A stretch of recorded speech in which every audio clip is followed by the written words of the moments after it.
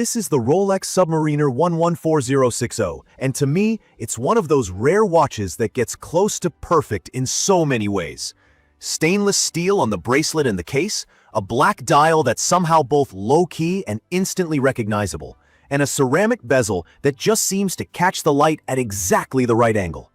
This is really an icon in watchmaking, but let me share my personal take after years of owning one. I first saw the 114060 back in 2014 while traveling. At the time, I had plenty of doubts, honestly. I asked myself whether it was smart to go for a no-date Submariner when the Hulk and the Batman, GMT, were just becoming popular. But what always drew me back was the symmetry of the dial. With no date window and no magnifier, or cyclops, that's the little bubble that appears over the date on some models. You get a super clean, balanced look that, in my opinion, puts it in a different league from a design standpoint. I'm a bit particular about symmetry, so this just hit home for me. The case is 40mm wide, so if you're new to watches, that's a size that works on a ton of wrist sizes, including mine, and my wrist isn't massive. The watch itself feels really solid, but never heavy or awkward, even if I wear it all day. One of the key features that really impressed me is the bracelet. It's made from what Rolex calls Oystersteel, their proprietary stainless steel mix, and has solid links, so you don't get that rattling or loose-feeling bracelet you sometimes hear about with older watches. More importantly for daily wear, the clasp comes with something called the Glidelock system, which is just a quick way to adjust the length of the bracelet without needing any tools. That alone makes this a super comfortable daily watch, especially if your wrist changes size throughout the day because of heat or activity. From my experience, durability is a big selling point. I've worn my Submariner to work, out on weekends, in the pool, and even slept with it by accident.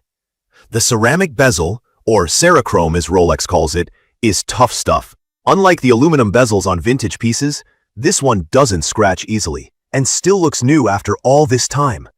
Sure, some people say it's shinier than the old style, but I think it's a gentle shine, not in your face. The actual bezel turns with a solid, satisfying click, and the numbers on it don't wear off. If you're not familiar, the primary use for this bezel is for tracking elapsed time, originally for diving, so you could tell how long you'd been underwater. But honestly, it's great for everything from timing coffee to monitoring your parking meter. The sapphire crystal on this model is extremely resistant to scratches. In my years of use, the only real issue was a tiny mark on the little luminous pip at the top of the bezel, and that was only because I smacked it against a wall. Even then, you'd have to look super close to notice. For people worried about wear and tear, I'd say the sides of the case have a few scratches from ordinary bumps, but nothing a quick polish wouldn't fix. A brushing on the bracelet hides a lot too. Movement, or what's inside the watch making it tick, is another place this model really shines. The Submariner 114060 uses the Rolex caliber 3130, which means it's an entirely mechanical automatic movement built by Rolex, not battery-powered. For someone new to watches, automatic means it winds itself as you move your wrist.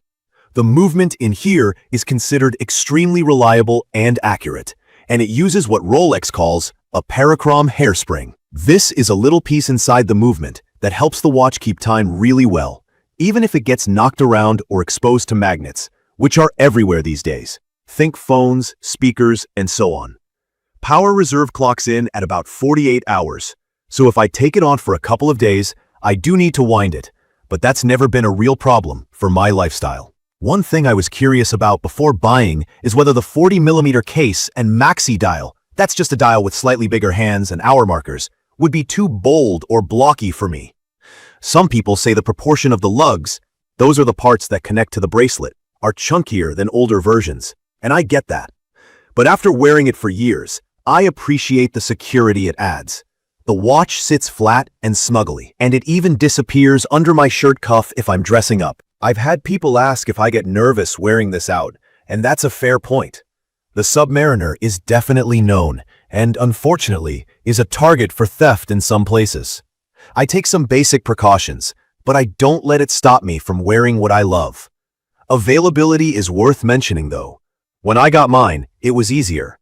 Now you see less of these in retail stores, unless you have a good relationship with a Rolex dealer or get lucky on the timing. Functionally, the Submariner was designed as a tool watch for divers with 300 meters or 1,000 feet of water resistance.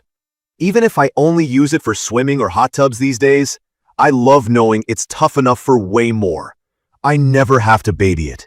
It's perfect for anyone who wants a watch that just works anywhere, from the office to the outdoors. From my experience, the Submariner 11460 has been so easy to wear with just about anything. The black and silver color scheme goes with almost any outfit, casual, business, even dress clothes. Some might view the lack of a date function as a downside, but I actually prefer it. Fewer moving parts means less to go wrong and a cleaner look. If you're new to the hobby, having no date means you never have to worry about adjusting the calendar or dealing with a stuck date wheel. I'd recommend this for anyone looking for a truly do-anything luxury watch. It's just as much at home on a hike as it is at a formal dinner.